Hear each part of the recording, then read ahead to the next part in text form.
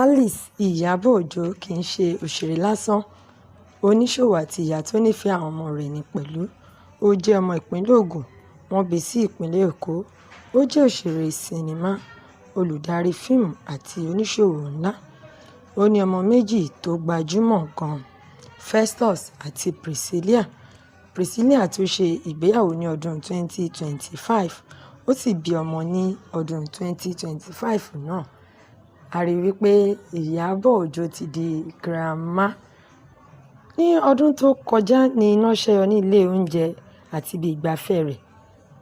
Yorùbá bọ̀ wọ́n ní ilé ọba tó jó ẹwà ló bù sí. Lẹ́yìn oṣù mẹ́ta, Ìyábọ̀ Òjó kí àwọn oníbàárà rẹ̀ káàbọ̀ padà sí First Praise Kitchen tuntun tó tún rẹwà ju ti tẹ́lẹ̀ lọ. Ilé oúnjẹ náà tí ó jẹ́ orúkọ àwọn ọmọ rẹ̀ Festus àti Priscilla ti ní àwọn nǹkan tuntun bíi báà níta gbangba, ibi àkànṣe tí wọ́n ti ń yan súyà, ibùdó ìgbafẹ́.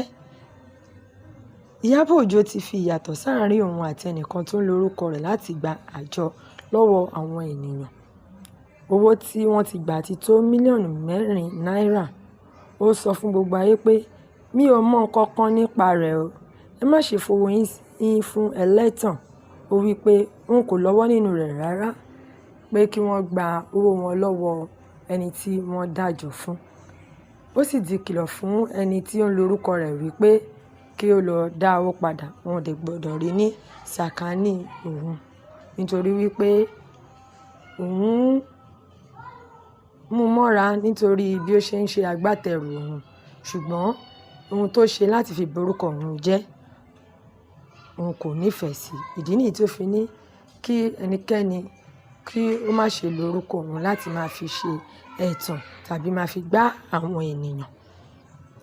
Ní àìpẹ́ yìí, Ìyábọ̀ Òjó ya fídíò kan níbi tí ó ti yin ìlọsíwájú tó dé bá pápákọ̀ òfurufú ti Murtala Muhammed bí ó ṣe rẹwà tó. Èyí dá wàhálà sílẹ̀ nítorí àwọn kan rò pé ó gbowó lọ́wọ́ ìjọba láti máa polongo wọn ni. Àwọn aláṣẹ fáànù fèsì pé Ìyábọ̀ kì í ṣe aṣojú àwọn àti wípé àwọn ò sì fún ní iṣẹ́ kankan. Ìyábọ̀ Òjó tẹnumọ́ pé òun kò gba kọ́bọ̀ lọ́wọ́ ẹnìkankan, ohun tí òun rí ni òun ń sọ. Lẹ́yìn gbogbo ìyìn tó yin ìjọba, ọ̀rọ̀ òun àti àjọ tó ń gba owó òde ní Èkó LIRS sì ń lọ. Wọ́n ní ó jẹ gbèsè mílíọ̀nù 18 náírà, ṣùgbọ́n ó ti gbé ìwé ẹ̀rí jáde pé òun ti san owó tó yẹ kí òun san, pé ìjọba fẹ́ fi ìyà jẹ òun ni. Ìyábọ̀ Òjó jẹ́ obìnrin akíkanjú tó ń gbìyànjú láti kọ́ ọjọ́ iwájú gidi fún àwọn ọmọ rẹ̀ nípasẹ̀ First Praise Kitchen àti ilé tuntun rẹ̀, ṣùgbọ́n ó tún bá àwọn ènìyàn jà lórí ọ̀rọ̀ ẹ̀tàn, àjọ tí wọ́n fi orúkọ rẹ̀ ṣe àti ọ̀rọ̀ owó òde tí ìjọba ń béèrè lọ́wọ́ rẹ̀.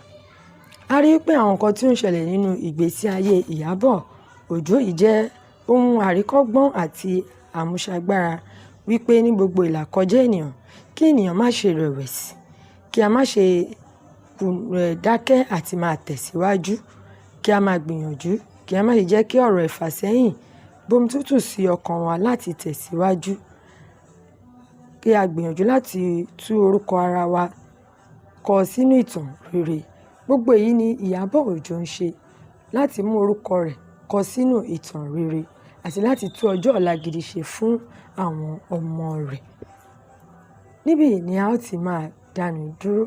Juliet Fọláṣadé fún ìkànnì Jígí Alára.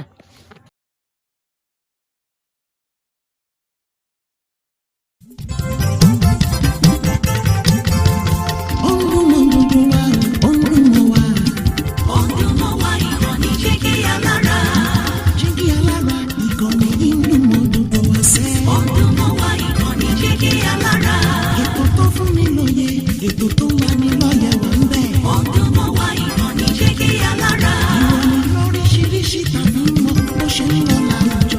Ọdún mọ́ wá ìkànnì Jígí Alára. Ìkànnì Jígí Alára. Jígí Alára. Jígí Alára. Jígí Alára. Ìkànnì Jígí Alára 24, bàbá gbogbo.